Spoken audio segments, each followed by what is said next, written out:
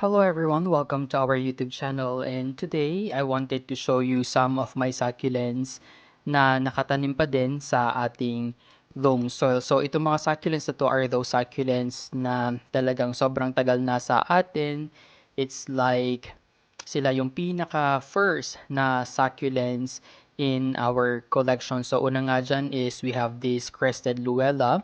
So as you can see, 'di ba, it's growing healthily even if na hindi natin napalitan yung kanyang soil for about 2 years na din. So ganun nakatagal siyang nakatanim dito sa kanyang pinaka-pot. So lumalaki siya pero hindi na ganun kabilis yung kanyang growth, but nevertheless still, 'di ba, very healthy itong ating succulent. So nakatanim rin siya dito sa ating clay pot. So before talagang clay pots yung ginagamit ko, pero ito nga yung problem sa kanya, parang ang dumi niyang tignan, especially if naka-rain or shine siya. Kaya it's one of the reason kung bakit nag-shift nga ako into white plastic pots kasi ayoko yung parang ganito na madumi siya.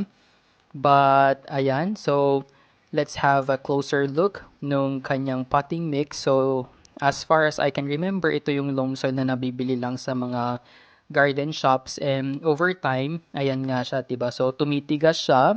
So kumbaga hindi siya masyadong well draining. Aside from this crested luella, I wanted to show you itong ating lawi. Ayan. So this one is an imported na lawi. Ito yung pinakauna kong imported na succulent. And during that time, loam soil lang din yung ginagamit kong potting mix since I didn't discover yet yung ating Alnos compost. But as you can see here, ayan, so kumbaga hindi pa sila nadiligan ng ilang weeks na, pero yung kanyang soil is still moist until now. So yun kasi yung parang characteristic ng loam soil, na it really retains moisture. So bagay ito sa mga succulents na gusto ng slightly moist na soil or yung mga mahilig sa tubig. And since we are talking about this lawi succulent, nung binili ko siya before, parang ano lang siya, it's labeled as the ordinary lawi. Ganun lang siya, as in literally lawi lang siya. Pero kasi may mga nagtatanong sa akin if pareho ba yung parang yung blue lawi or yung pink lawi. And I would say na I think yes, kasi look at this one. Yung aking lawi sa ngayon, medyo stress na siya since I haven't watered it for quite some time. And medyo pinkish yung kanyang color.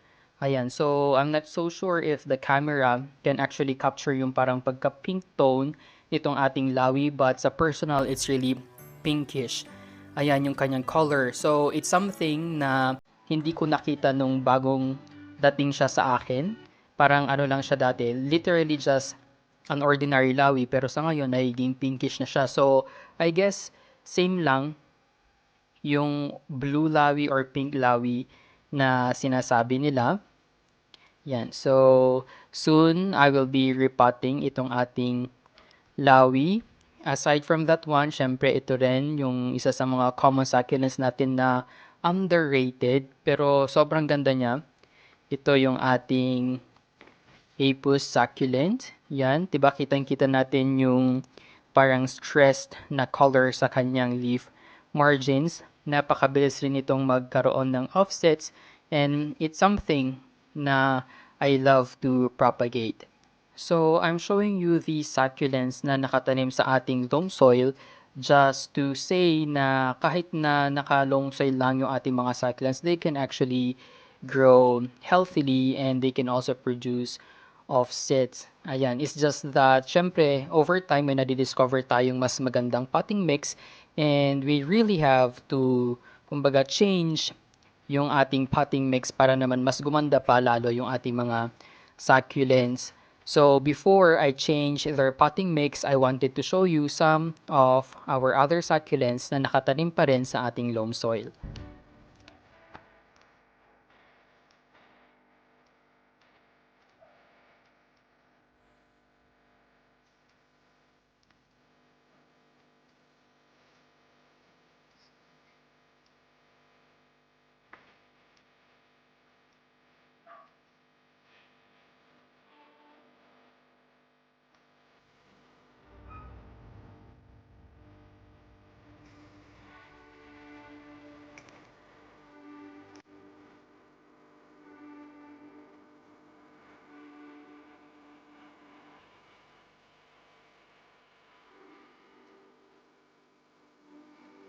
If you can remember our very first experiment about Alnos Compose, ayan, 'di ba? So there's a comparison between Alnos Compose and yung ating loam soil. And ayan, you can really see the big difference nung dalawa. That's the reason why I'm trying to shift lahat ng aking mga succulents into the Alnos Compose mix.